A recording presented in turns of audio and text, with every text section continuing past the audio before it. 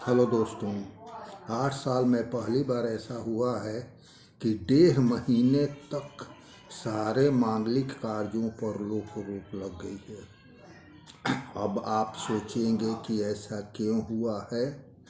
तो दोस्तों, ऐसा इसलिए हुआ है कि आज 16 दिसंबर से खरमास की शुरुआत हो गई है। अब खरमास क्या है ये आपको हम आगे विस्तार से बताते हैं। और 1.5 महीने तक मांगलिक कार्यों पर रोक क्यों लगा है, इस संबंध में भी आपको पूरी तरह से जानकारी देते हैं, जो आपके फायदे के लिए है।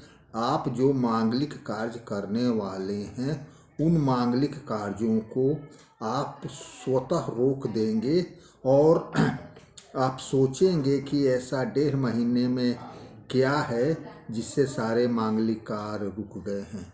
तो आइए आगे की ओर बढ़ते हुए मैं खरमास के बारे में आपको बतलाता हूँ और ये मांगलिक कार्य क्यों रोके गए हैं इसके संबंध में भी आपको बताता हूँ।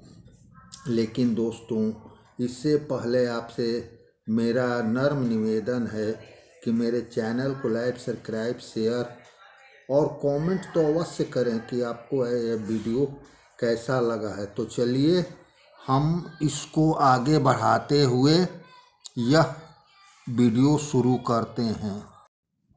तो हेलो दोस्तों, आज से खरमास शुरू। 1.5 माह के लिए मांगलिक कार्यों पर रोक। 8 साल बाद ऐसा संयोग। 31 जनवरी को उदय होगा सूर्य तारा, इसलिए 1 फरवरी से फिर शुरू होंगे लग्न और मांगलिक कार्य। पौष कृष्ण प्रतिपदा में मंगलवार 16 दिसंबर से खरमास शुरू हो रहा है।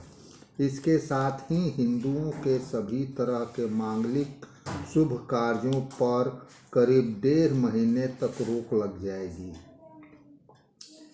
इस बार 8 साल बाद खरमास के दौरान शुक्र ग्रह के अस्त होने से 1.5 महीने के बाद शादी, विवाह, गृह प्रवेश एवं अन्य शुभ मांगलिक कार्य शुरू होंगे।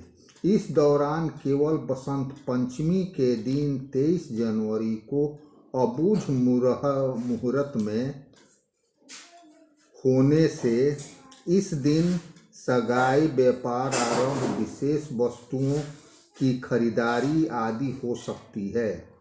16 दिसंबर मंगलवार को दोपहर 1:24 पर सूर्य धनु राशि में प्रवेश करेंगे। सूर्य के धनु राशि में गोचर से खरमास प्रारंभ हो जाएगा। फिर नए साल में माघ कृष्ण एकादशी 14 जनवरी बुधवार रात्रि 9:19 बजे सूर्य मकर संक्रांति मनाते वक्त मकर राशि में प्रवेश करेंगे। इसके होने के बाद खरमास खत्म हो जाएगा। 14 जनवरी को ही मकर संक्रांति मनाई जाएगी। ज्योतिषाचार्य राकेश झा के अनुसार सूर्य के राशि परिवर्तन करने से ऋतु परिवर्तन भी होगा। खरमास के दौरान हेमंत ऋतु रहेगी, लेकिन सूर्य जब धनु राशि में प्रवेश करेंगे तो उस दिन से दिन छोटे और रातें बड़ी होने लगेंगी। मकर संक्रांति से दिन बड़े होने शुरू हो जाएंगे। इस दिन सूर्य उत्तरायण हो जाएंगे, लेकिन इस बार शुक्र तारा 31 जनवरी को उदय होगा। ध्यान रखें, शुक्र तारा 31 जनवरी को उदय होगा। इसलिए शादी, विवाह और लगन के सारे काम 1 फरवरी से शुरू होंगे। खरमास के दौरान दान पुण्य, भगवत कथा, ग्रंथों का पाठ, मंत्रों का जाप और रामायण पाठ आदि आप कर सकते हैं। खरमास में मंत्र जप, दान, पवित्र नदी में स्नान और तीर्थ दर्शन करने की बहुत बड़ी परंपरा है। अब आपको खरमास की कथा, पौराणिक कथा सुनाते हैं। क्यों खरमास मनाया जाता है, इस पर आपका विशेष ध्यान पौराणिक कथा के द्वारा आकर्षित करते हैं। धार्मिक मान्यताओं के अनुसार भगवान सूर्य देव 7 घोड़ों के रथ पर सवार होकर लगातार ब्रह्मांड की परिक्रमा करते हैं। सूर्य देव को कहीं भी रुकने की इजाज़त नहीं है, लेकिन रथ से जुड़े घोड़े लगातार चलने से थक जाते हैं। घोड़ों की हालत देखकर सूर्य देव का मन द्रवित हो गया और वे घोड़ों को तालाब के किनारे ले गए। तभी उन्हें एहसास हुआ कि अगर रथ रुका तो अनर्थ हो जाएगा। तालाब के पास 2 खर यानी गधों को रथ में जोत लिया।